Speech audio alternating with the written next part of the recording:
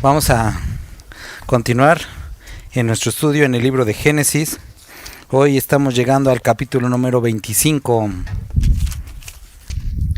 Y hoy vamos a acabar la historia de Abraham y va a seguir con su hijo ya. Y vamos a ver algunos aspectos muy interesantes acerca de este momento de transición entre generaciones, entre padres e hijos. Vamos a orar primero. Padre, te damos gracias por esta mañana que podamos estar juntos. Gracias por la oportunidad que nos das nuevamente de leer tu palabra. Dios, te agradecemos tu misericordia y por habernos permitido, Señor, llegar hasta este punto. Señor, te rogamos que sigas hablando a nuestros corazones. Bendito eres. Amén. Versículo 1, vamos a empezar. Dice: Abraham tomó otra mujer cuyo nombre era Cetura. Entonces recordamos el capítulo, ¿sí fue el pasado? El antepasado. Estuvimos estudiando acerca de la muerte de Sara, la sepultura de Sara. Pasaron cerca de 30 años, un poquito más, y Abraham vuelve a casarse. Ahora, dice que el nombre de su segunda esposa era Cetura, la cual le dio a luz a Zimram, Joksán, Medán, Madián, Isbac y Sua. Y Joksán engendró a Seba y a Dedán, e hijos de Dedán fueron Azurim, Letusim, Leumim. E hijos de Madián, Efa, Efer, Hanok, Abida y Elda. Todos estos fueron hijos de Cetura. Versículo 5 dice: y Abraham dio todo cuanto tenía a Isaac, pero a los hijos de sus concubinas dio Abraham dones y los envió lejos de Isaac su hijo, mientras él vivía hacia el oriente, a la tierra oriental. Entonces, este capítulo inicia con los últimos días de Abraham, los últimos años de Abraham, y una de las cosas primero que nos dice aquí es que él, acercándose a esa etapa final, él hizo provisión o quiso arreglar todos los asuntos para que cuando él muriera su hijo no tuviera ningún problema, sino que a él lo puso como heredero de todo, y a sus demás hijos les dio cosas, les dio, dice aquí, dones, regalos, y los envió lejos. Recordamos una parte en el libro de Reyes que nos describe algo similar. Un rey que estaba a punto de morir. Llega el profeta y le dice: ya, o sea, se te acabó el tiempo, ¿no? Pon en orden tu casa. Ahora, cuando vemos palabras como estas, pon en orden tu casa, yo recuerdo cuando leí ese capítulo me puse mucho a pensar, ¿no? Como ¿cuándo irá a ser el día que ya esté acabando? Y me ponía a pensar en esto, que si hoy dejara de estar en mi casa, entre mi familia, si todo pues funcionaría como ha estado funcionando, si correrían las cosas como deben de correr. Y aquí estamos viendo a este hombre.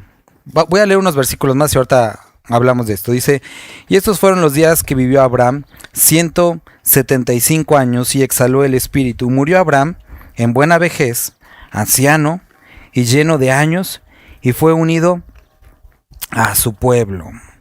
Entonces, este capítulo trata con los últimos años de Abraham. Y realmente todo lo que hemos leído de Abraham, ¿se acuerdan a qué edad conocimos a Abraham? Los 80 y algo, ¿no? A esa edad conocimos a Abraham. Entonces Abraham, desde que lo conocimos, desde que tenemos el gusto de conocerlo, ya no era un niño, no era un jovencito, ni siquiera un adulto, ya era un hombre, un anciano. Y no se nos dice mucho o nada acerca de los primeros años de Abraham. Y sin ser groseros con nuestro amigo Abraham, no nos interesan. Porque lo que realmente fue relevante de la vida de Abraham fue después de haber respondido al llamado de Cristo. Y eso es algo importante que podemos ver el día de hoy. Porque hay ocasiones en las que estudiamos acerca de los jóvenes, ¿no? Y aunque sabemos que toda escritura que es inspirada por Dios es útil, decimos, bueno, ya no nos vamos a hacer jóvenes, ya no voy a volver a pasar por esa época. Algunas porciones son dirigidas a, no sé, a las hermanas, otros a los hermanos, y a pesar de que es útil para poder consejos, no vamos a estar por ahí. Pero si algo podemos garantizar, es que casi todos, si Dios no dice otra cosa, vamos a pasar por estos últimos años. Y todos también tenemos algo en común con Abraham, que nuestra vida se divide en antes de conocer a Cristo y después de conocer a Cristo. Y así como Abraham, lo relevante de su vida, lo que tuvo mucho fruto, fue después de haber conocido de Cristo, eso es también lo mismo para nuestra vida. Si hay algo importante en lo cual nosotros deberíamos de invertir, es en lo que tenemos por delante. Quiero que veas que termina la vida de Abraham y dice, y exhaló el espíritu y murió Abraham en buena vejez, anciano y lleno de años. Entonces, cuando describe buena vejez, no está diciendo como muchos años como la segunda frase que dice lleno de años. El lleno de años es como muchos años, y en buena vejez es que vivió bien sus últimos años. Y después fue unido a su pueblo. Ayer empezamos a platicar mi mamá y yo. El chiste es que salió lo de una cosa del papá de mi mamá y después del abuelo de mi mamá, y nos pusimos a buscar en internet de esas páginas de arma tu árbol genealógico y todas esas ondas, y el chiste es que alguien ya se había dado la tarea de empezar a armar la línea genealógica, y pudimos así ver ahí en internet, o sea, retroceder hasta 1600, y fue como que interesante ver todo eso, ¿no? Como de dónde venían tu familia y todo eso. Y después de que estábamos eso, empezamos a acordarnos de mi abuelo, como pues no acabó bien, porque tristemente lo que él sembró en su vida, pues eso cosechó, y acabó pues solo sus últimos años, amputado en un centro para personas mayores. Nunca vio por su familia, entonces su familia nunca vio por él cuando llegó a esa edad. La edad bastante triste. Pero aquí describe otra situación con Abraham. Dice que vivió en buena vejez, y creo que a todos nos gustaría, a lo mejor, o a lo mejor no sé si has pensado o no, pero esa idea de llegar a grande, o sea, ser una persona como sabia, que los demás te puedan pedir consejos, que dejes a tus hijos o a tu familia algo, una herencia espiritual, material, moral, ética, un camino recorrido. Y a todos nos gustaría ese final, ¿no? Como de personas venerables. Pero para tener un final venerable, hay que vivir venerablemente. Y esto es de lo que vamos a estar hablando el día de hoy. Porque vemos el final de un hombre que sirvió al Señor y que dice que acá dejó todo a su hijo. Pero todo eso que dejó no fue algo que apareció al final, sino que trabajó y cosechó durante toda su vida. Y el legado que dejó Abraham a su hijo, más que las vacas y todo eso, fue un legado espiritual. Y hasta el día de hoy se sigue diciendo el Dios de Abraham, el Dios de Isaac y el Dios de Jacob. Transmitió a su hijo esa misma promesa. Y eso es algo importante, queridos hermanos. Todos vamos a llegar a una edad adulta, una edad mayor. Y tienes que saber que eso que vas a dejar transmitir se construye el día de hoy, se vive el día de hoy.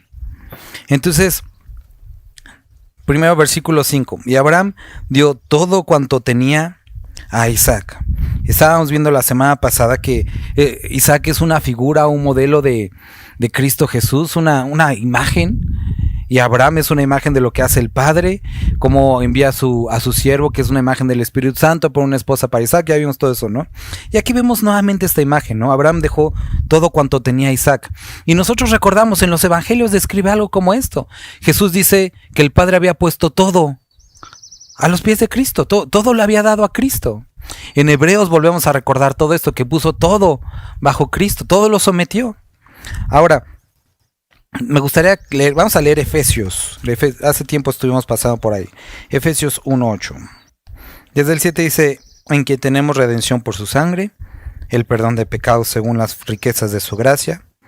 Versículo 8, que hizo sobreabundar para con nosotros en toda sabiduría e inteligencia, dándonos a conocer el misterio de su voluntad.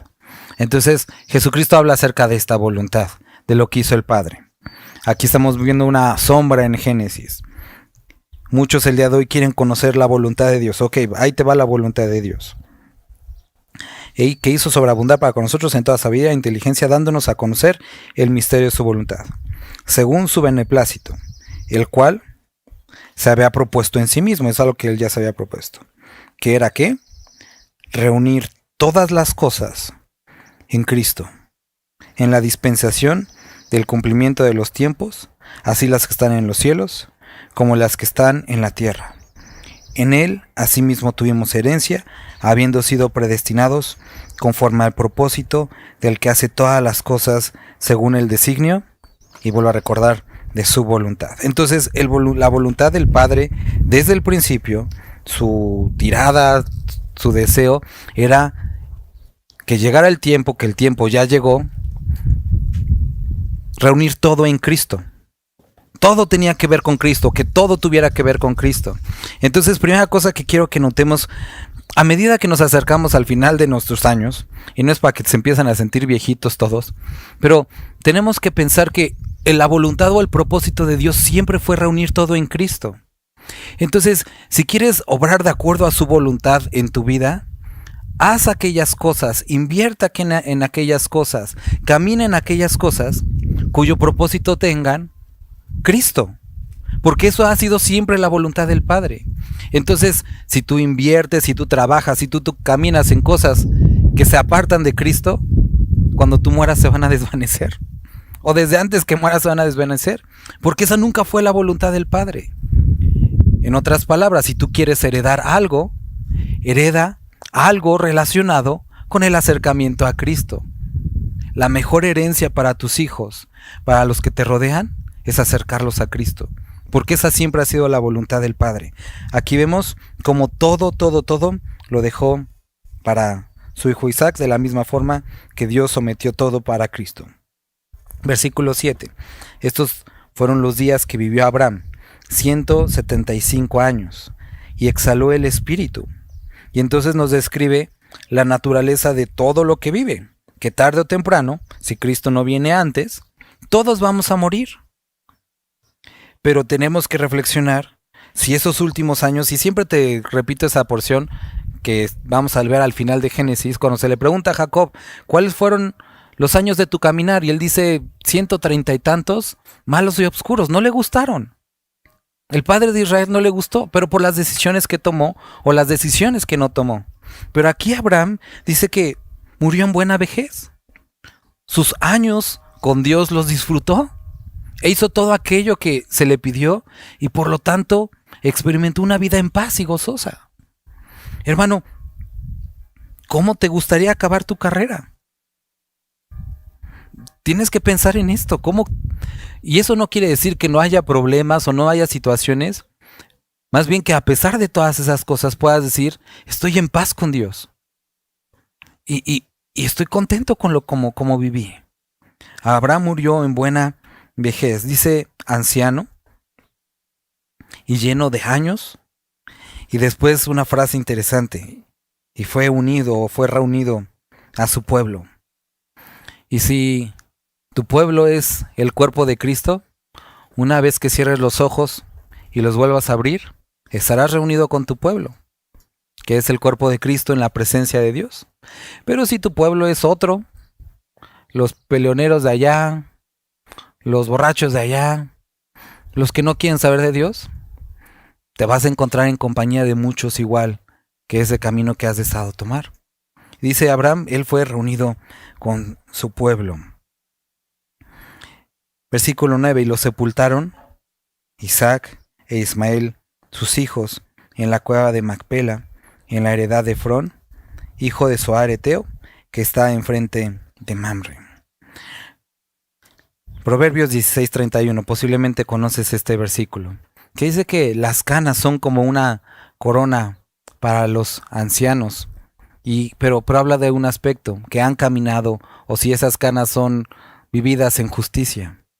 Y la edad a la que llegó a Abraham, el llegar a esta edad, fue de gozo, o puede decir que fue una buena vejez, porque vivió de esta forma, caminando y sirviendo al Señor.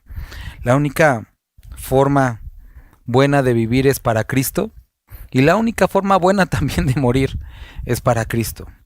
Porque aquellos que no viven para Cristo, incluso la muerte y lo que sigue después de la muerte, no es algo lindo, no es algo a lo que les gustaría caminar. Versículo 1, y los sepultaron Isaac e Ismael sus hijos en la cueva de Macpela, en la heredad de Efrón, hijo de Zoar Eteo, que está enfrente de Mamre, heredad que compró Abraham de los hijos de Het o Het.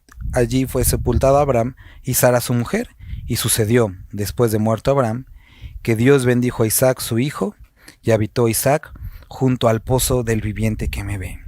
Ahora es interesante ver a dos hombres que habían estado mucho tiempo separados, cada quien por su camino.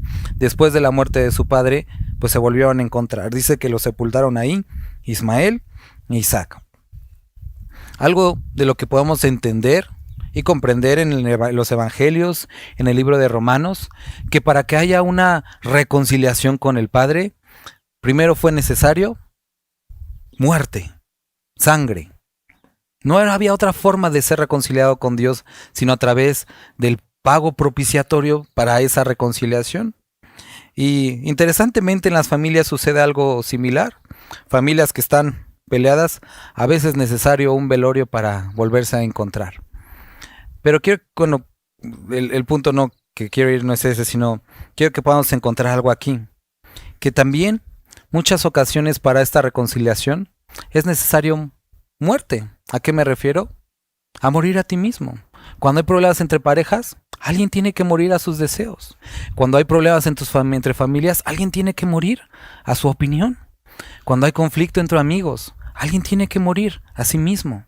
Alguien tiene que llevar la cruz de Cristo y por lo tanto poder proceder a la reconciliación. Entonces entierran a Abraham y dice que Isaac, su hijo, habitó junto al pozo del viviente que me ve. Versículo 12. Estos son los descendientes de Ismael, hijo de Abraham, a quien le dio a luz Agar la egipcia, sierva de Sara. Versículo 13.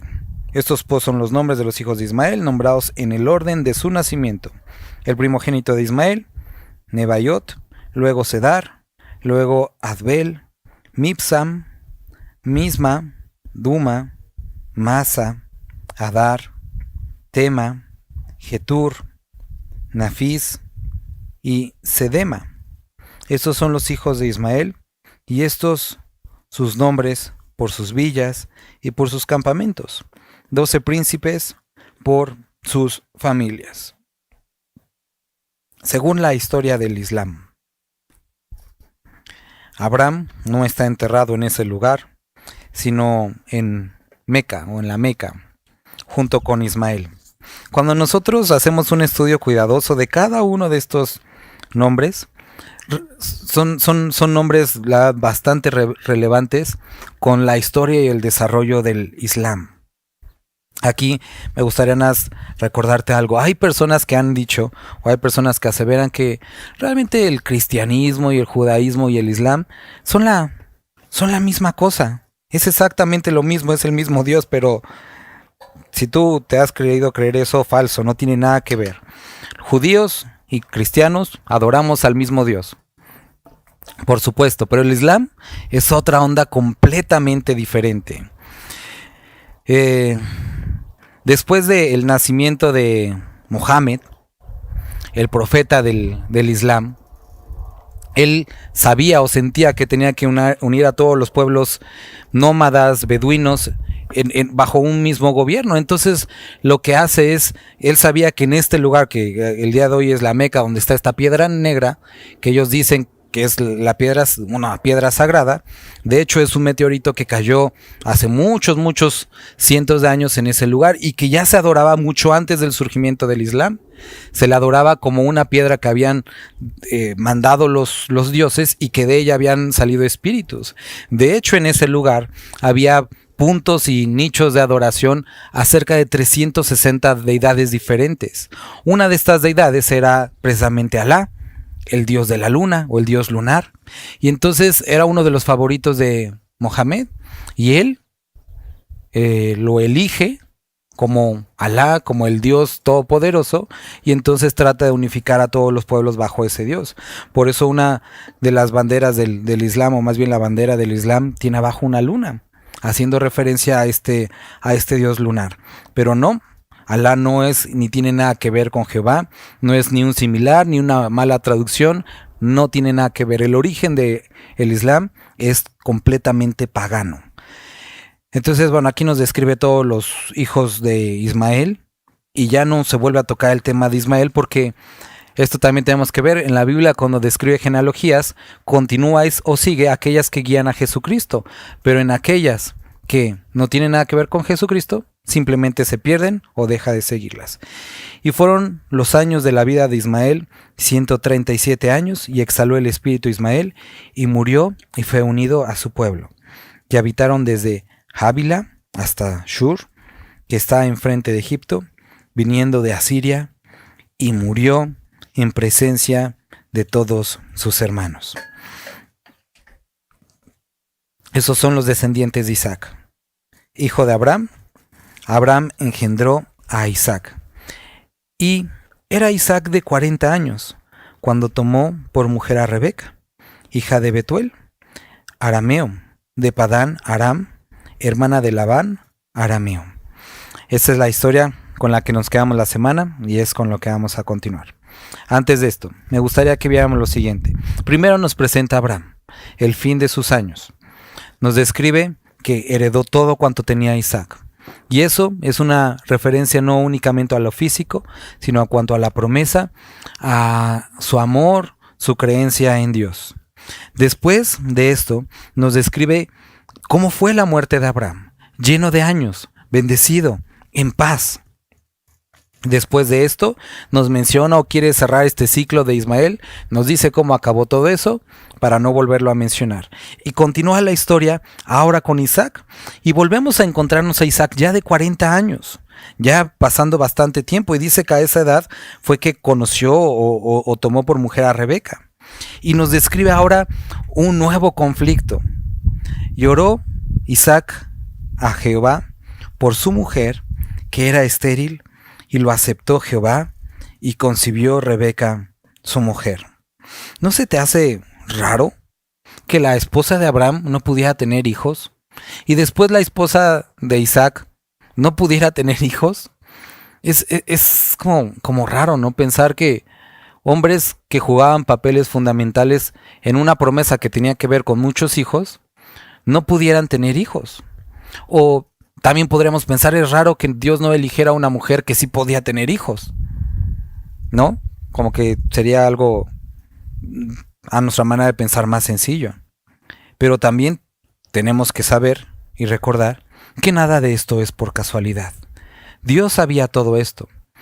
Hace un rato, ahorita en el discipulado había una pregunta con la que estábamos compartiendo con los hermanos.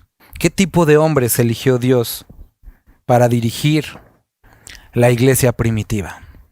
Y entonces, obviamente, bueno, las primeras respuestas fueron, bueno, hombres llenos del Espíritu, hombres dirigidos por Dios, poderosos en obra. Pero les decía a los hermanos, si somos sinceros, eso fue en lo que se convirtieron. Pero eso no era lo que eran. Eran hombres rotos, vagos, pescadores rudos, ¿no? Que les gustaba escupir y pelear en los bares, en las cantinas, casi. Ese era el tipo de hombres. Revolucionarios algunos unos tranzas servidores de Roma, de formas diferentes. Y Dios los capacitó de la misma manera. Dios eligió a un hombre como Abraham, era un pagano. Era un hombre pagano.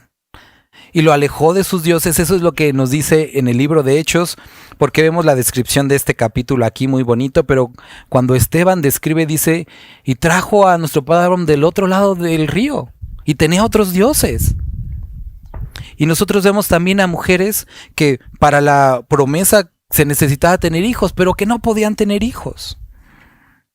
Pero Dios utilizó a personas sin la capacidad de dar fruto y los transformó para dar fruto. Ahora recuerda, Isaac era el prototipo o es el prototipo de Cristo, es una imagen. ¿Y quién es Rebeca? Decíamos, La iglesia, porque es la esposa, así como la esposa de Cristo. Y recuerdas lo que dice la palabra, que apartados de Él, nada podemos hacer. Pero Él nos llamó ¿para qué? Para llevar fruto. Y entonces de la misma manera que Isaac ora por su esposa, para que pueda tener hijos, de la misma forma Dios, a través de esa relación que tenemos con Cristo, nos puede hacer llevar fruto. Pero quiero que recuerdes esto: antes de Cristo no estábamos capacitados para nada bueno. No podíamos dar fruto espiritual. Fue hasta que fuimos unidos con Cristo y Él cambió nuestra vida, ahora podemos llevar mucho fruto. Entonces esta es una imagen hermosa acerca de esto. Y más cuando estamos hablando acerca del final de nuestra vida. ¿Qué queremos dejar como legado? Muchos hombres podrían esforzarse, muchas mujeres podrían esforzarse, pero si olvidan algo fundamental, que es Cristo, van a dejar problemas. Apartados de Él, nada podemos hacer. Entonces vemos aquí a Isaac orando por su esposa. Y dice algo muy interesante: y lo aceptó Jehová. ¿Crees que la voluntad de Dios era que Rebeca pudiera tener hijos? Pues sí. ¿Y por qué la hizo estéril? Para que se mostrara su poder. Para que fuera evidente que no fue onda de Rebeca, sino fue Dios. Y de la misma manera tenemos que recordar esto. Hay muchas adversidades que pasamos. Hay muchas carencias que naturalmente tenemos para la vida cristiana. Y tú podrías decir, bueno, ¿no sería más fácil, Dios, que me hubieras hecho con la capacidad de soportar esto o sin todo esto? Sí, posiblemente. Pero si fuera tu habilidad, ¿dónde verías tú la gloria de Dios? Ni siquiera la considerarías. Pero habiendo deficiencias en ti, entonces Cristo es exaltado y Dios es glorificado. Y ese es el punto de todo esto. Ahora, otra cosa que podamos ver aquí. Recuerdan, hermanos, los que han estado en las reuniones en los martes. Capítulo 10 de 1 Corintios dice que la gloria del hombre es la mujer. Y cuando leíamos esto, describíamos que era el resultado de su liderazgo o de llevar a cabo bien su responsabilidad. Lo ve reflejado en cómo se comporta su esposa, cómo se comporta su familia, cómo se comportan sus hijos y en cualquier área. El liderazgo se ve en los subordinados. Y aquí nosotros podemos ver algo interesante, que él oró por su esposa, Dios lo aceptó y entonces concibió Rebeca, su mujer. Y entonces, si tú te das cuenta que tu esposo, tu esposa, no está dando el fruto que la palabra dice que debería estar dando, ora a Dios. Ora a Dios, ora por tu esposo, ora por tu esposa, ora por tus hijos. Hijos, oren por sus padres. Y ellos van a dar fruto. Porque esto es la voluntad de Dios. Pero a veces nos permite ver o participar en la oración simplemente para poder hacernos parte de esto. Nosotros vemos descrito en este evento de la alimentación de los 5,000. Jesucristo, muy a propósito, extiende su predicación hasta altas horas de la tarde. Y entonces los discípulos están tronando los dos diciendo, oye, Jesús, es que no hay comida, estamos lejos, ya que se vayan, que vayan a sus casas, porque qué onda, ¿no? Y Jesús dice, denles de comer. ¿Jesús sabía que podían darles de comer? No. ¿Sabía que no traían comida? Sí. ¿Sabían que aunque trajeran comida no iba a alcanzar? Por supuesto. ¿Sabía que aunque tuvieran el dinero suficiente, no había ningún Walmart que tuviera la capacidad de producción para, no sé, hacer 10,000 panes en 30 minutos? Yo creo que hasta el día de hoy, no sé si Bimbo tenga esa capacidad.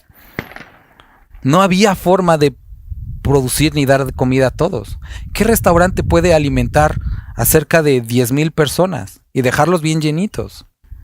Es difícil, y Dios sabía todo eso fue a propósito. Y Él sabía que Él lo iba a hacer. ¿Por qué decirle a los discípulos, denles de comer? Porque Él quería hacerlos parte.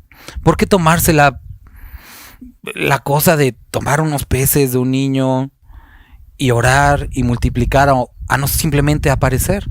Porque quería hacerlos parte. Quería que un niño, que ese joven diera lo poquito que tenía y que pudiera ver que poniendo a los pies de Cristo lo poco que tú tienes, Dios puede hacer grandes cosas. Eso es lo que Dios quiere que nosotros podamos ver. Él no necesita de nuestro dinero para pagar la renta. Él podría hacer que, y casi lo vamos a declarar, ¿no? Que la hermana Rosy dijera, se los regalo, ¿no? Podría hacerlo, pero no siempre funciona así.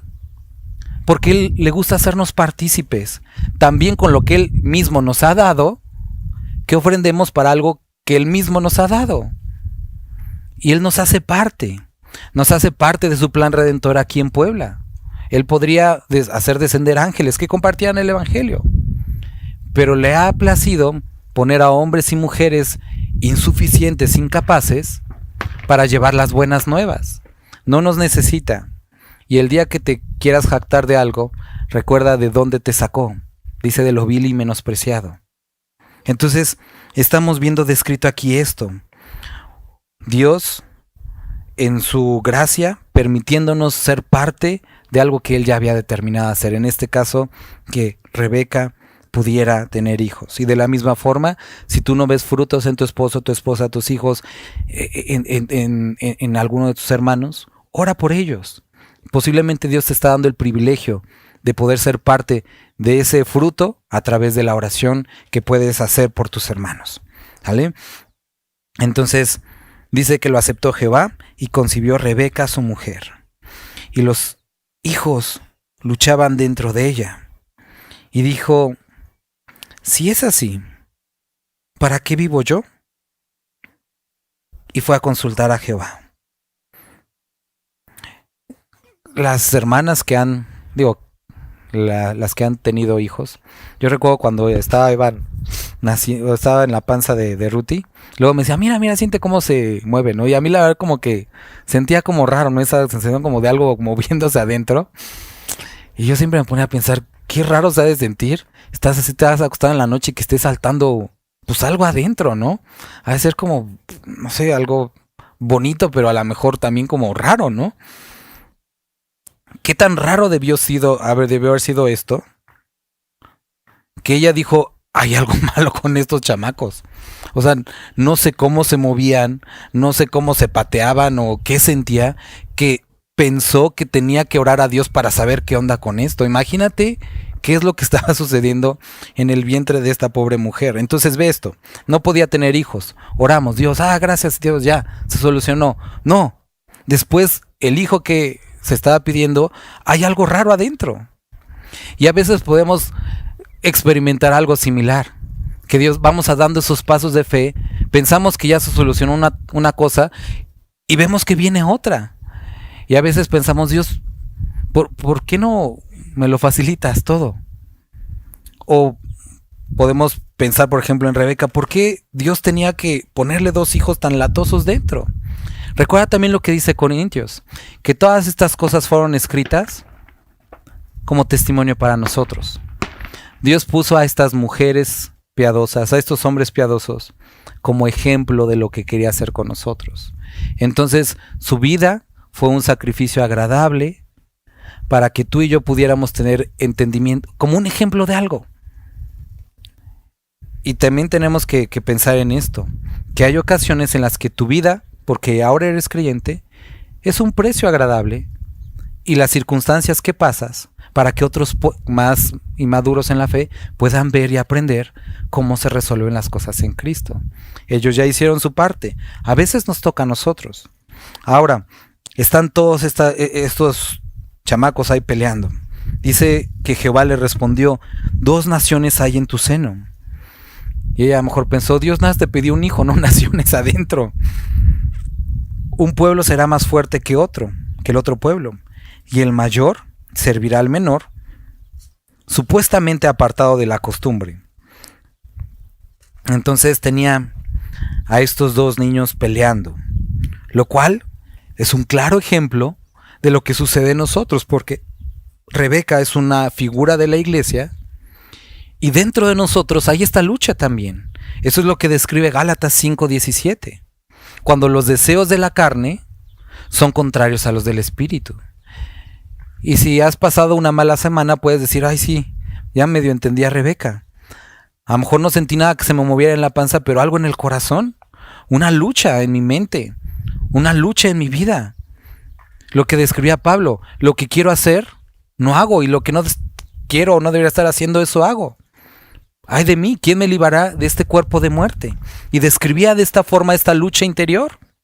Y eso es lo que está pasando Sara, y esto es lo que nosotros también llegamos a experimentar. Y entonces ella hace lo correcto cuando hay esta lucha. ¿A quién acude? ¿A Juquilita?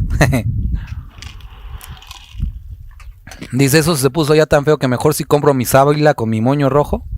No, acudió a Dios, la única fuente de vida. Y se acerca y le dice, ¿qué onda con esto que está pasando? Y bien haríamos en considerar y hacer lo mismo. Cuando hay esta lucha en ti, analiza qué es lo que pasa. Cuando tenemos una lucha entre la carne y el espíritu, tristemente o raramente lo que hacemos es que no me siento con ganas de leer. No me siento ganas de ir a la reunión. Haces lo contrario de lo que te serviría. Y eso es raro, pero así somos. Cuando lo que deberíamos de hacer es, acérquense a mí, yo me acercaré a ustedes. Acudamos confiadamente al trono de gracia. Eso es lo que debemos de hacer. Y entonces Rebeca acude a Dios y él le describe cuál es el problema. Un pueblo será más fuerte que el otro y el mayor servirá al menor. Algo que también tenemos que recordar cuando hablamos acerca de esta lucha es que la palabra de Dios también nos dice que no alimentemos o no proveamos para la carne, sino que la matemos de hambre y la desechemos. Y eso es algo que la Biblia nos insiste mucho. Hermano y hermana, si tú estás alimentando un poquito a ambos, vas a vivir infelizmente. Escúchalo bien. Si tú alimentas a ambos, vas a vivir, voy a ir más allá, miserablemente. El cristiano que vive de una forma miserable es aquel que alimenta un poco a ambos. Que el domingo va a la iglesia y se goza. Sí. Y está contento un día, 2. Pero por el martes ya cede a los deseos de la carne y también la alimenta. Y por el jueves ya está con, es que ¿por qué si voy a la iglesia? Y con este conflicto. Esto es lo miserable de alimentar a ambos. Que todo aquello que aprendiste y el gozo que experimentaste es opacado por este conflicto porque sigues alimentando a la carne y te lleva a vivir de una manera miserable, a experimentar problemas producto de esto. Entonces, hermano, la única forma de poder vivir como un creyente pleno es conectado a Cristo y no proveas para los deseos de la carne, porque te va a llevar a esta lucha que te va a llevar a vivir de una manera miserable en el Evangelio. Entonces, acuérdate bien de esto. Un pueblo será más fuerte que el otro pueblo y el mayor será el menor. Y cuando se cumplieron sus días para dar a luz, he aquí que habían gemelos en su vientre. Ahora, a partir de esto, o muchos basado en estos versículos, describen o se alinean o se van a esta perspectiva imbalanceada de la predestinación, ¿no? Diciendo que Dios elige y pues ya no puedes hacer nada de lo que quieras hacer porque Dios elige. Y se basan diciendo que desde antes que nació Jacob y Esaú, Dios ya había elegido a uno. Que sí, Romanos nos describe lo siguiente, pero vamos a ver por qué sucede esto.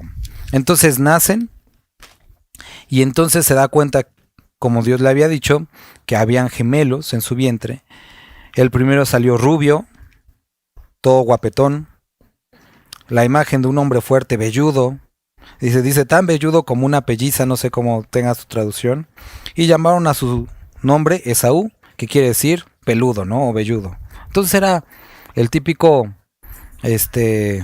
típico, vamos, no me gusta tanto la palabra macho, pero algo así, ¿no? Fuerte, cazador, galán, ¿no?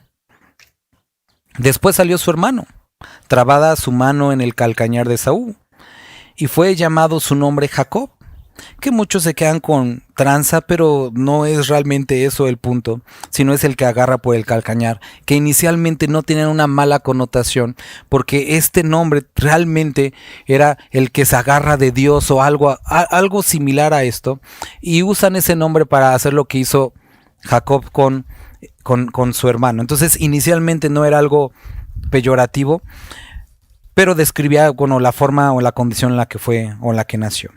Isaac era de 60 años cuando ella los dio a luz. Eso quiere decir que pasaron 20 años sin que Rebeca pudiera dar a luz un hijo. Crecieron los niños y Esaú fue diestro en la casa, hombre del campo, pero Jacob era varón quieto, que habitaba en tiendas. Y amó Isaac. Y a veces pareciera que aquí dice así como que casi Esaú era así el fuerte, el que traía la comida, y Isaac era el que estaba en su computadora todo el día como sin hacer nada, ¿no? O jugando Xbox o algo así. No describe eso, ahorita vamos a ver. Y amó Isaac a Esaú porque comía de su casa, mas Rebeca amaba a Jacob. Y guisó Jacob un potaje. Mas Rebeca amaba a Jacob. Vamos a Romanos capítulo 9, versículo 13.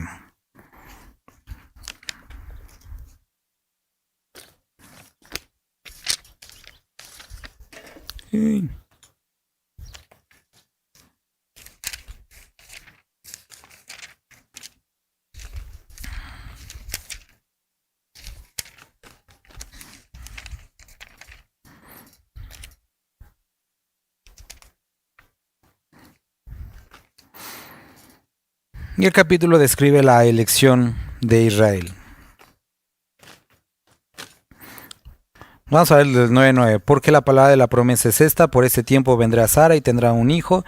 Y no solo esto, sino también cuando Rebeca concibió de uno, de Isaac, nuestro padre, pues no había aún nacido ni había hecho aún ni bien ni mal, para que el propósito de Dios conforme a la elección permaneciese, no por las obras, sino porque el que llama. Se le dijo: el mayor servirá al menor, como está escrito: a Jacob amé, mas a Esaú aborrecí. Que pues diremos que hay injusticia en Dios, en ninguna manera. Y después diré Moisés: tendré misericordia de quien tenga misericordia. Entonces describe un hecho, ¿no? Que para muchos es como, no puedo entenderlo. ¿Por qué? ¿Por qué Dios, aún sin haber nacido, amó a Jacob y aborreció a Esaú? Y aquí dice, pues no habían hecho nada para demostrar como estas obras, como para decir, sí, por eso de seguro Dios lo odiaba o algo así. No.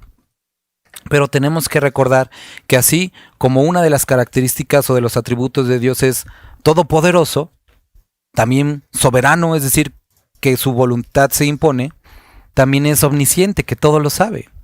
Entonces nosotros podemos tener esa seguridad, y ya pasamos y lo explicamos mucho cuando estuvimos en Romanos, que la elección de Dios o la preelección de Dios está basada en su preconocimiento. No quiere decir que Dios no permita al hombre elegir. Es que Él elige, permite al hombre que elija, y Él ya sabe lo que el hombre va a elegir. Y entonces, basado en ese preconocimiento, Él elige. Así como Dios había elegido a Jacob, y había desechado a Esaú, en este capítulo nos describe por qué, o qué fue, o cómo sucedió. Crecieron los niños, y entonces se demostró aquello que Dios ya había visto. Esaú fue diestro en la casa, hombre del campo, y era a todas luces el tipo de hombre que todos elegirían, el que es más productivo, en el que en esos tiempos, en donde no había muchos recursos, era el que tenía más capacidades para sobrevivir y para liderar a una familia. Era el que podía proteger. Era la elección natural para muchos, y que posiblemente muchos de aquí hubiéramos elegido. Sí, él es el que podría ayudarnos, o es el mejor, ¿no? Por otra parte, dice que Jacob era varón quieto, que habitaba en tiendas. Ahora, la palabra quieto se queda muy corto en describir lo que la palabra tam, que es la palabra hebrea, describe. Encontramos la misma palabra en el libro de Job, cuando dice Dios a Satanás: ¿has considerado a mi siervo Job, que es tam? Y utiliza la misma palabra, que es justo, que es perfecto. Esto es lo que describe la palabra tam.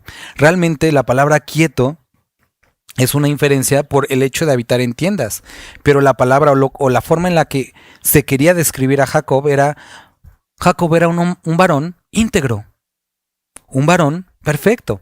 Una de las palabras que me gusta, o de las descripciones o de las definiciones de Tam, es que no ha caído corrupción en él.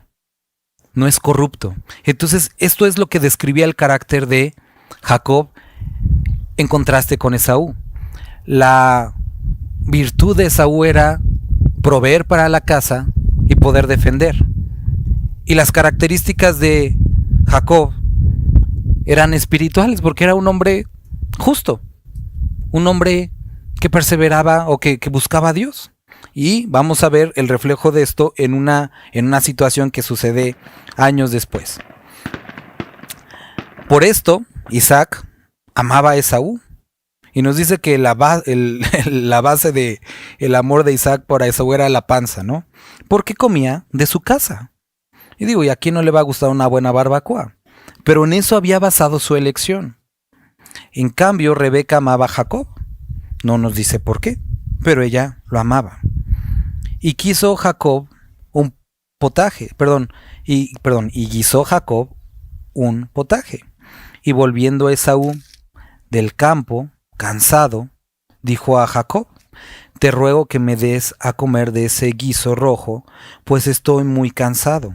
Por tanto fue llamado su nombre Edom, porque era rojo el guisado, y Edom quiere decir rojo. Y así es como se le conoce después a él y a sus descendientes. Jacob, bastante astuto, respondió: véndeme en este día tu primogenitura. ¿Cuál era el rollo de Jacob con todo esto? O sea, ¿por qué tantas cosas que pudo pedirle? No sé, dame la cama de arriba de la litera o no sé, cosas así. Pensó específicamente en la primogenitura. ¿Qué era lo que él... Y aquí quiero que noten que describe cuál era la meditación de su corazón. Lo que él realmente deseaba. Dónde estaba su tesoro. Eso es algo importante de identificar a Jacob. La primogenitura. ¿Él quería ser el mayor nada más? No. Porque la primogenitura implicaba algo espiritual, una bendición espiritual. Era un reconocimiento delante de Dios y era un reconocimiento delante de los padres. Ahora, junto con la primogenitura venía la bendición. Y era lo que aspiraba Jacob. Él era lo que deseaba. El poder tener eso de parte de Dios y tener ese reconocimiento de parte de sus padres. Obviamente nosotros podemos ver esto es bastante artero, como le das un plato de comida y le pides la primogenitura, pero más que eso yo lo vería como algo ridículo de parte de Esaú, regalarlo tan un precio tan bajo. Porque digo, cuando regresas del campo, o sea, si alguna vez alguno de aquí tuvo la experiencia de ir, lo que dicen ir a piscar, es ir a recoger el maíz, alguna vez llegué a acompañar a algunos hermanos que hacían esto, o sea, sí te metes una buena cansada porque tienes que llegar desde la madrugada y tienes que trabajar, o sea, antes de que pues, el sol se ponga. Y generalmente pues ya a eso de las 6 de la tarde se saca de los elotes que se juntaron y se pone ahí el fuego y comes los elotes asados, ¿no? Se traen la salsa, las tortillas y está muy rico. Y te quedas muy cansado. Pero no es como, o sea, sí te sientes que te mueres, pero no es para morirte. O sea, realmente no te vas a morir. Bueno, sí hay personas que podían morir así, pero no estaba muriéndose él realmente. Simplemente es que estaba muy cansado. Digo, pudo haber esperado a lo mejor unos 2 horas en la que le cocieran unos panes, qué sé yo. O decir, no te voy a vender, soy el mayor y dame la comida, ¿no? Sencillo, ¿no? O si era tan grande y tan fuerte, ponte a pelear por tu hermano, pues a ver, te quito o sea, a lo mejor obviamente no es lo correcto, ni nada, no estoy diciendo, pero pudo haber muchas otras opciones.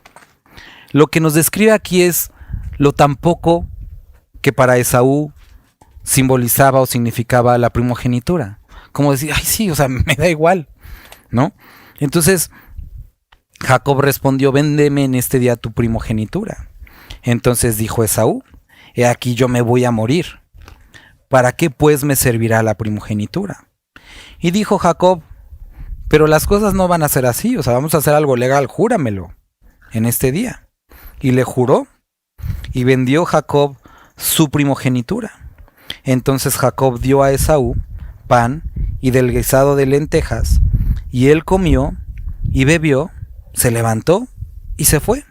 Y la Biblia nos los describe muy puntualmente. Así menospreció Esaú la primogenitura. Entonces nos describe el rollo entre ellos dos. uno realmente menospreciaba y el otro lo anhelaba. Esa es la descripción de este punto. Uno menospreciaba y otro lo anhelaba. Jacob no se la arrebató, la compró. El precio fue ridículo, pero lo compró. Entonces él describió a través de todo este ejemplo o de esta situación lo tanto que él valoraba como para en la ocasión que salió poder obtenerla. Ahora, quiero que podamos ver lo siguiente, hermanos, con todo lo que hemos visto. Primero, podría ser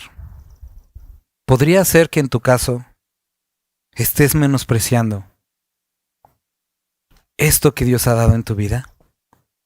Que por la forma en la que vives, la forma en la que te conduces, que piensas y que hablas, denotas que menosprecias, como dice más adelante, las riquezas de su bondad.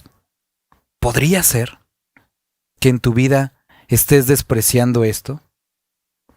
Y si es así, que por un momento de satisfacción, por un momento de placer, por un momento de enojo, por un momento de superioridad, estés menospreciando lo que Dios hizo en tu vida. Piénsalo. Por otra parte, deseo tanto como Jacob esto espiritual, esto que Dios ha dado, que lo busco a cualquier costo. Y es algo en lo que tendrías que reflexionar si estás buscando con este anhelo. Les compartí en otras ocasiones, o no sé si ya les dije a todos, pero lo van a volver a escuchar. El instituto bíblico que tenemos en Ensenada. Me decía el director del instituto, porque le estaba preguntando acerca de cómo iban los estudiantes y todo eso, y me decía lo siguiente, que era triste, pero que los estudiantes que mejor iban eran los que venían de otras iglesias que no eran de Calvary. Y yo le decía, ¿pero por qué? O sea, ¿tú a qué lo atribuyes? Y él me decía lo siguiente, los jóvenes o los hermanos o hermanas que vienen de Calvary ya están muy acostumbrados a la sana doctrina y la menosprecian. Y no la disfrutan y no se esfuerzan. Y los otros que vienen de otras iglesias anhelan el conocimiento o la relación con Dios y lo buscan. Y yo me quedé pensando, dije, qué triste es eso. Y ha pasado en algunos hermanos, y no digo porque aquí esta iglesia es la mejor porque es la palabra de Dios, pero yo he visto a algunos hermanos que llegan con esto y dicen, es que anhelamos sana doctrina, me gustaría tener una buena enseñanza, y la iglesia en la que estaba no había buena enseñanza. Llegan, tienen la buena enseñanza, no de parte mía, sino de parte de Dios, y luego se sientan, se acomodan, y ya no sirven, y ya no comparten. Y yo a veces me pongo a reflexionar en la otra iglesia donde no había sana doctrina, donde los maltrataban, donde les robaban, ahí estaban sirviendo al Señor, y ahora llegan a un lugar en el que no se les obliga, no se les pide, se les ama y se les da doctrina, y nos desaparecemos. Es raro, ¿no? Porque nos acostumbramos a menospreciar. Puede ser que estemos caminando este camino de Esaú, o seguimos anhelando esto que Jacob anhelaba. Anhelo tanto a Dios y sus bendiciones. No hablo de lo material, hablo de esa comunión con Él, que hago lo necesario para poder obtenerlo, para caminar en Él. Ahora, al principio hablábamos de un hombre que llegó al final de su carrera, y para cada paso que él dio, él tuvo que amar, así como su nieto, lo que tenía que ver con Dios. Se tiene que amar a Dios para salir de tu tierra y tu parentela. Se tiene que amar a Dios para no volver a tu hijo a ese lugar. Se tiene que amar a Dios para esperar una promesa durante 20 y tantos años. Se tiene que amar a Dios para poder ofrecer a tu hijo como sacrificio. Se tiene que amar a Dios como para dejar a ir a uno que tú considerabas tu hijo, como Lot. Se tiene que amar a Dios para dejar a uno de tus hijos. Se tiene que amar a Dios. Y Abraham llegó a buena vejez porque vivió de esta forma. Queridos hermanos, si tú menosprecias, si tu forma de vida se convierte en menospreciar, posiblemente llegas al final de tus años no satisfecho. Siguiente cosa que quiero que veamos, vamos de retache. No te equivoques en elegir como el hombre elige. Esto mismo se lo dijo Dios al profeta cuando estaba a punto de elegir rey para Israel. Los hombres eligen de una forma, pero yo miro el corazón. Nosotros vemos este mismo ejemplo cuando Jesucristo elige a sus discípulos.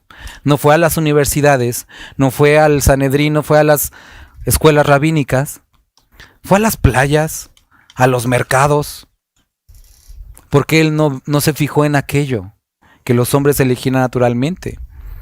Él observó el corazón. Nosotros no podemos ver el corazón, ¿o sí? Entonces, ¿en base a qué deberíamos de decidir? Frutos. Nosotros podemos ver frutos. Y eso es en lo que debemos de esperar para nuestra propia vida, frutos. Porque tú puedes decir, es que, ¿por qué me juzgas, hermano? Dios conoce mi corazón. Sí, hermana, Él conoce tu corazón, pero yo veo tus frutos. Y nomás no se ve. Y no puedes mentir y engañar y decir que tengo a Dios si no hay frutos. No puedes decir yo busco a Dios si no hay frutos. Porque dice ningún buen árbol da malos frutos y ningún árbol malo da buenos frutos. Conocerás, así como conoces al árbol por sus frutos, conoces a un creyente por sus frutos. Y es exactamente lo mismo. Debe de haber frutos. No elijas, no te cuelgues cosas cuando no hay frutos. Vamos para atrás, vamos yendo para atrás. Entonces, quieres llegar a buena vejez, quieres poder dar una buena herencia espiritual a tus hijos, necesitan haber frutos. Porque esto sucede, ¿no? Como ya muchos se los he dicho, yo soy hijo de pastor y crecí con muchos hijos de pastores. Y conozco a hijos de pastores que el día de hoy también están sirviendo, no como pastores, pero sirviendo a Dios, amando a Dios. Pero también conozco a muchos hijos de pastores que, unos muertos en drogas, otros alejados del evangelio, otros en rollos. ¿Por qué? Porque sus padres, a pesar de que se esforzaron mucho en trabajar, se esforzaron poco en cultivar una relación con Dios. Y eso es totalmente diferente, porque una relación con Dios impacta a los que te rodean. El trabajo se ve con un grupo de personas nada más.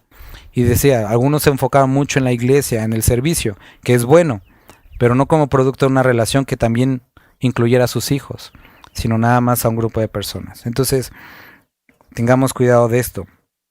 Regresamos un poco más atrás. Nosotros estuvimos viendo acerca de la incapacidad que tenía Rebeca para dar frutos o más bien para tener hijos. Nosotros vimos que era una imagen acerca de lo que pasa en la iglesia. De la misma forma, tenemos que estar unidos a Cristo para poder dar frutos. De la misma forma, así que Isaac oró por su esposa. Sería bueno que tú, hermano, oraras por tu esposa. Si tú dices, es que yo no veo frutos en mi esposa, ora por tu esposa. Pregúntate si estás orando por ella día y noche, si realmente te estás derramando en lágrimas por ella en la oración. De la misma forma, esposas por esposos, hijos por padres, padres por hijos. Porque a veces queremos decir, bueno, Dios, ¿por qué no sucede? Pero recuerda qué es lo que sucedió con Daniel cuando veamos capítulo 9. Dice que Daniel empezó a orar por su nación. Y pasaron cerca de 21 días para que él obtuviera la respuesta. ¿Qué hubiera pasado si Daniel hubiera dejado de orar al tercer día, porque ya me cansé, o al quinto día, o al día 20? ¿No se hubieran cumplido los planes de Dios? No, por supuesto que sí. Pero posiblemente Daniel nunca hubiera estado relacionado con ver todo esto que sucedió. Entonces Dios quiere hacerte partícipe a través de la oración, pero persiste en oración. Efesios dice, rogando en todo tiempo con toda oración y súplica en el Espíritu, constantes en oración. ¿Sale? Después, un poco más atrás, podemos ver acerca de esta incapacidad de Rebeca y la incapacidad de muchos hombres y mujeres en la Biblia, pero es algo completamente normal, porque Dios perfecciona su poder en hombres y mujeres débiles. Eso es lo que Él quiere ver. Ahora, también quería que pudiéramos ver esto. Aquí nos dice que Dios eligió al menor y al mayor pues no lo eligió, ¿no? Y ahí vimos que su elección está basada en su preconocimiento. Fueron sus actos que demostraron lo que Dios ya había visto con anterioridad. Ahora, podemos ver esta misma imagen a lo largo de toda la historia bíblica. En muchísimos casos en las que los que menos las personas creían, esos son los que Dios elegía. Podemos ver este primer caso con Jacob y Esaú. Más adelante nosotros lo vamos a ver con José. Era el menor de los hermanos. Bueno, seguía Benjamín. Pero es a través de quien Dios decidió que él fuera. Seguimos avanzando en la historia bíblica. Nosotros vemos a Moisés. Ese hombre Pues ese es un pastor de ovejas, ese quién lo va a elegir. Nosotros vemos lo mismo con Jesucristo cuando decían, ¿a poco de Galilea puede salir algo bueno?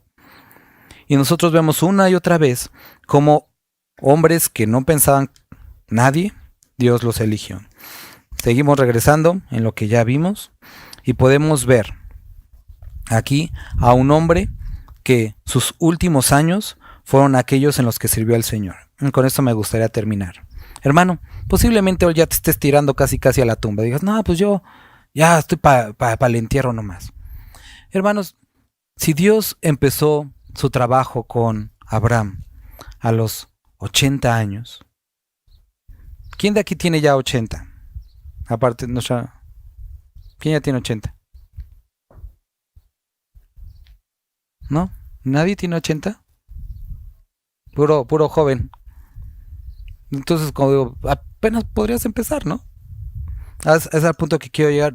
No hay edad. Muchos dicen, es que yo cometí muchos errores. Yo pequé mucho. Es exactamente la misma mentira que el enemigo quería traer a la vida de Pablo. Y que la utilizó en los que lo estaban rodeando. Decían, no podemos confiar en Pablo. Porque él arrastró a hombres a las prisiones. Mató a muchos. Y Pablo dice, yo de los pecadores era el peor. Porque no únicamente maté, sino hice que personas negaran la fe. No solamente les quité la vida, sino los condené al infierno. Eso es algo grande. Y Pablo, habiendo hecho esto, dice, pero fui alcanzado a misericordia. Querido hermano, si Pablo, un hombre como Pablo, fue alcanzado en misericordia, tú y yo podemos ser alcanzados a misericordia también. No hay una edad para decir, ya no, ya es mucho. Querido hermano, necesitamos saber que hoy es el día de salvación para muchos y hoy tú y yo podamos ser utilizados para su gloria. No pienses que por tu edad, no pienses que por tus limitaciones, no pienses que porque es que yo no conozco mucho, es que yo no tengo un carro para ir, es que yo... Podemos poner muchos pretextos, igual que Moisés, es que soy tartamudo, es que no me van a reconocer y es que ¿qué les voy a decir? Y entonces él le tiene que decir, no interesa quién eres tú porque nunca interesó, sino que yo voy contigo. Y el día de hoy nuestro Dios está con nosotros y Él va con nosotros. Hermanos, podemos el día de hoy empezar a caminar, si no lo has hecho, en este camino para que cuando lleguemos al final de nuestros años podamos decir como Pablo, he terminado la buena carrera, he guardado la fe. En cuanto a mí está destinada la corona de justicia que Dios da a los que le amamos. Terminar nuestra carrera de esta forma y que podamos voltear hacia los de atrás y podamos decir, a lo mejor no di muchas cosas materiales o sí di, pero puedo estar seguro que los que están detrás de mí, como decía Juan, no tengo mayor gozo que que ver que mis hijos caminan en la verdad. Que puedas ver hacia atrás y decir, mis hijos caminan en la verdad. Y no hay mejor cosa que dejar a nuestros hijos. Eso siempre se lo voy a reconocer a mi papá. La mejor herencia que me puedo dejar es el conocimiento de Dios. Y con eso puedo decir que Él es el mejor padre del mundo. Porque me encaminó a conocer a su Dios, que ahora es mi Dios. Y termina este grande hombre de fe en buena vejez, ahora pasando la estafeta a la siguiente generación. Y tarde o temprano nosotros vamos a pasar esta estafeta si Cristo no viene antes. ¿Qué tipo de relajito vamos a dejar? ¿O vamos a dejar hombres y mujeres caminando en fe? Sucede esto, y ya, ahora sí voy a terminar. Sucede esto. Grupo de hombres que reciben en mujeres una convicción y revelación de parte de Dios. Siguiente generación. Ya no es una revelación ni una convicción, sino es un ideal. Tercera generación es un cuento. Cuarta generación, cuando no se hacen bien las cosas, es una historia de algo que sucedió con mis padres, algo que hicieron ellos. Pero ya no es una convicción, ya ni siquiera es un ideal, sino es simplemente una historia de algo que pasó en el pasado. Y esto sucedió con muchos movimientos grandes, muchas iglesias, hombres que empezaron a trabajar, pero fallaron en transmitir a la siguiente generación esta convicción. Y entonces era nada más un ideal, el ideal de John Wesley, el ideal de quien sea, pero ya no era una convicción. Y queridos hermanos, tenemos que dejar en nuestros hijos, en los que viene una convicción, un acercamiento tal con Dios, que sigan. Esto lo vimos muy claro con Jesucristo y sus discípulos. No pararon. No pararon. La muerte tampoco los frenó. O las ideas o las amenazas de muerte. Entonces, caminemos en esto. Vamos a orar. Señor Jesús, gracias te damos por este capítulo que podemos estudiar. Gracias por este tiempo, Padre. Te ruego que podamos el día de hoy arreglar nuestras casas y poder prepararnos para poder pasar la estafeta a los que vienen detrás de nosotros, Dios. Ayúdanos a dar testimonio, a buscarte a ti y a perseverar en todo aquello que conduzca a ti, Padre. Gracias, Dios. Amén.